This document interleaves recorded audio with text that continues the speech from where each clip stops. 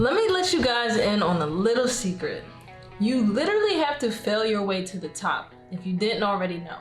Most successful entrepreneurs that you see who are currently killing it today, no matter what industry that they're in, I can almost guarantee you that this is not the first business that they have tried to start. Business, just like life, is about trial and error. So most times you try several other businesses or investments until you pretty much figure out which one actually works best for you. And the same in my case. I started multiple businesses or multiple side hustles before I got into real estate, and I've been the most consistent with real estate, which is why I'm seeing success.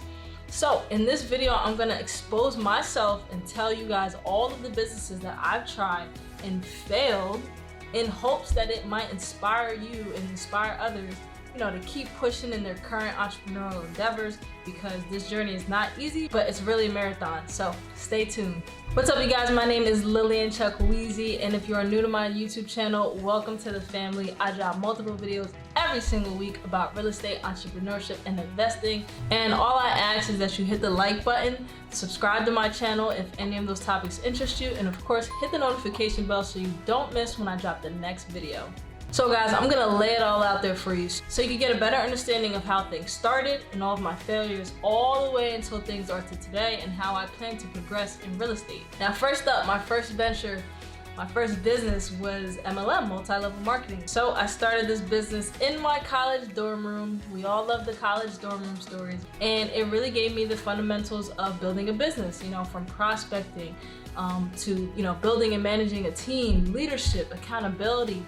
I also started to understand, the mindset principles that you need going into anything in life, especially business. So pretty much I learned how to grow a team and start making money online, strictly online.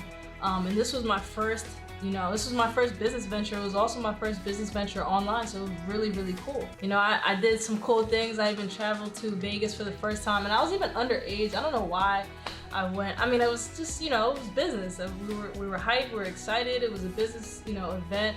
And so yeah, I traveled to Vegas. I think I was 19 at the time. So you can imagine how fun it was for a 19, 20-year-old to be out in Vegas. But anyways, after we came back from Vegas, the company shut down not too long. And then from that moment on, I pretty much hopped into a couple different MLMs. And same thing goes for real estate agents, honestly, going from one brokerage to another, thinking that one brokerage is better than the other. And sometimes it is, but at the same time, it comes down to you and your work ethic and everything like that. I was even involved in the Forex MLM that you guys see nowadays, which is pretty huge. So I was involved in that when they first started. And it's kind of cool to see, all the people who I started with kind of, have definitely elevated and, hit certain ranks and everything like that. But that was the very first business that I started ever. And basically the reason why I left the Forex MLM is because I joined it specifically to learn Forex, and they definitely did not have the education that they have now in their platform. So it was more of a personal decision, of course, but yeah, I decided to just go learn Forex from an individual mentor. And that was great at the time, but then I realized I did not like watching charts. I hated watching charts. Still to this day, I hate watching charts. I don't watch, I don't do any technical analysis with stocks or anything like that.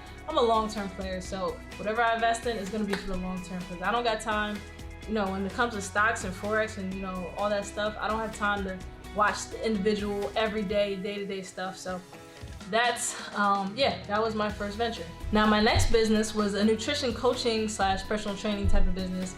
And this pretty much started after I became vegan. I started making blogs and YouTube videos, started coaching for free.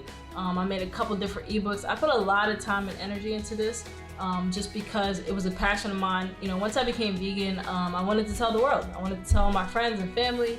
And I'm pretty sure every vegan goes through this, where they go through a phase of they find out all this information and they basically try to relay it to everybody they know, and they just kind of attack people with information. I wouldn't say I was that aggressive, but at the same time, I really did want the best for my friends and my family who were around me. So of course, I was regurgitating all this information to them and was trying to help them understand, what would be best for them, certain people who had certain illnesses and everything like that. But anyways, fast forward, I just got sick of it. I was like, listen, I'm not here to, I got to a point where I realized I'm not here to force anybody to become vegan or force anybody on this nutrition journey.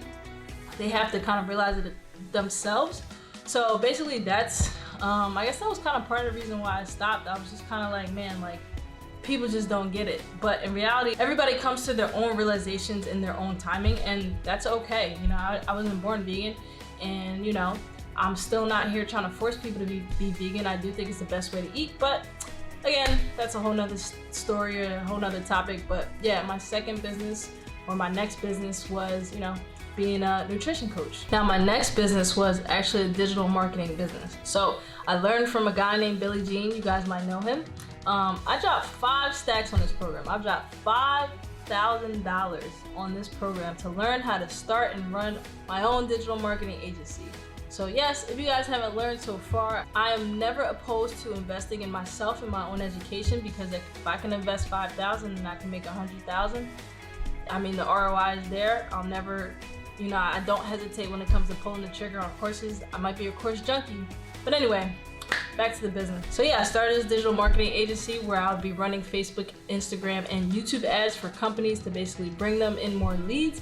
And I was in the trenches, guys. I was cold calling businesses. We think cold calling sellers is bad. Cold calling businesses is worse, because you know you're gonna be speaking to a gatekeeper. So imagine trying to get past the gatekeeper to talk to the boss man or the boss lady, you know? So I've been cold calling pretty much like forever. And with that business, I did actually end up getting some small end clients paying me a couple $100s a month to do some things for them. So that was pretty cool, because content, media, ads, advertising, it's so important in the digital world. So I do see the value in all that. Just got a lot of things going on with real estate right now, so I'm gonna get back to that in the future. So to go off of my digital marketing agency, my next business was basically videography and photography. So what I realized while I was creating these ads for these businesses is that their content literally sucks. So I was like, okay, well, if their content sucks, I had the camera and the equipment to go in there and, you know, shoot their videos and take pictures of them and everything like that. So in my head, I'm like, all right, well, I'll just do that. And then in doing that, I realized that I really enjoy creating content. I always enjoyed creating content for myself. So now I was creating content for, you know, other people and other businesses, which was really cool. I mean, I started creating content for gyms, you know, personal trainers, yoga instructors, clothing brands, hair salons, athletes. I mean, you name it, I was doing it. And as you get into business, one of the things that you end up learning is that you always need to niche down. So niche down, whatever.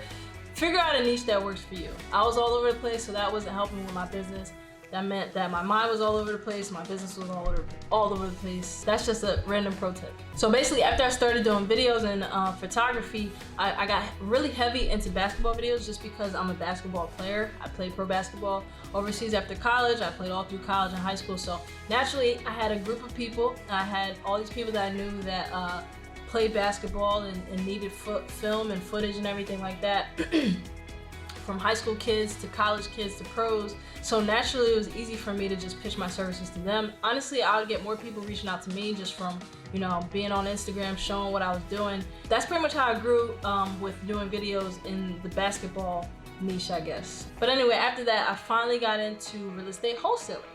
And basically, I came across this. I mentioned this on another video. I had watched a guy named Mark Whitten on The Breakfast Club, and he opened my mind and my eyes to real estate wholesaling, which was mind-blowing, and I pretty much took off from there. Again, as I explained in another video, or as you guys might have seen in my previous YouTube videos, me and my brother, or my partner, we were able to meet Max Maxwell, and he brought us into a mastermind, and we met a lot of other big-time real estate investors which basically helped us really explode our business with the information and everything that we got. So even after that, even after I had started seeing success in real estate wholesaling, in between, I started a mobile notary business. Now, in my mind at the time, I was thinking that I could use it complementary to my real estate business, because it had kind of slowed down at the time. So I was like, okay, well, let me just be a mobile notary, and I could go to people's houses, get paid to sign some paperwork and, you know, stuff like that. And I lied to you not, the second I got my mobile notary license or certification or whatever it is, I literally did nothing. Like, I was just like, like I set up my website, set up everything, and started getting some leads, and I was just like, I don't want to do this anymore. And in my mind, I was just like, you know what, it would be best for me to put literally all my eggs in one basket, as, you know, doing real estate wholesaling, than it would be to go out and do these mobile notary deals. So I basically just referred out that work, and it was crazy because I was getting calls left and right. Like, the way whoever I learned that from Andre Hatchett, the mobile notary business, and I guess just the way he set it up, I started getting calls and I just didn't want to do it anymore, so don't ask me why. I mean, well, the reason, like I said, is I just felt like it would be best to spend my time to just generate leads for wholesale deals. So even after that, the next thing that I dabbled in was affiliate marketing with ClickFunnels.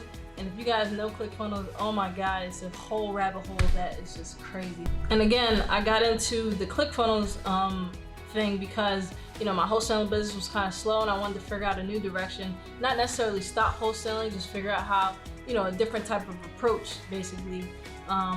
So like I said, I got distracted with ClickFunnels for about 3 to 4 months, which is why I don't even try to count last year of the quarantine year, because I was just doing so many other things.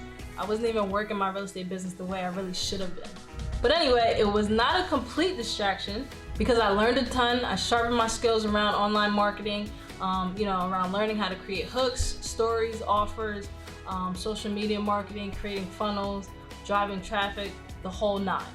And then after that, I focused on, you know, getting my real estate license. That was also during quarantine. So again, that took time away from my wholesaling business, but it was directly related to, you know, real estate. So it was a complement to my investing business. And now I'm seeing it even more as a benefit than ever. So to cut the story short, even though it's not short, I've done a lot of things. I've made a lot of mistakes. I failed at a lot of businesses, but all in all, I've literally made money with almost every business that I've gotten into. What it really comes down to is what aligns with you the most and what you're willing to stick through.